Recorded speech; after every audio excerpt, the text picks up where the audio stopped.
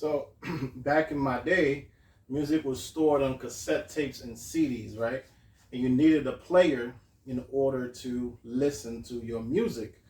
And CDs and cassettes had limited storage, and so you couldn't store like thousands of songs into one cassette or a CD. So you had your collection, you had your playlist, if you will, and you put them all into a CD case or a cassette case. And for example, like I had mine in the car, and so every time I got in the car, I would go through my CD case to see what I wanted to listen to. And then when I was done with that, or I didn't want to listen to it no more, I'll press the eject button and I will pop in the next CD or cassette. And so that really made me think about how our minds work, man.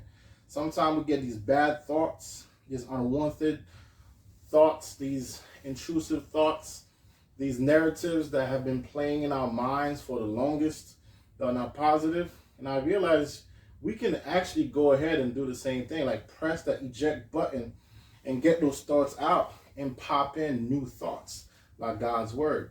Not thoughts of what other people say, not even thoughts of what I say about myself, but God's thoughts, God's words about me.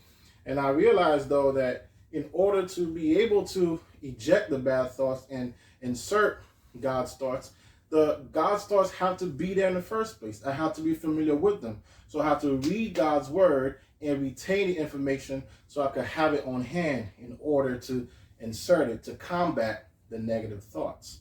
So yeah, man, like just go ahead and start ejecting these bad thoughts and taking in God's word, God's thoughts about us, God's thoughts about you. And then go ahead and put that thing on repeat. Eject, pop in, put on repeat.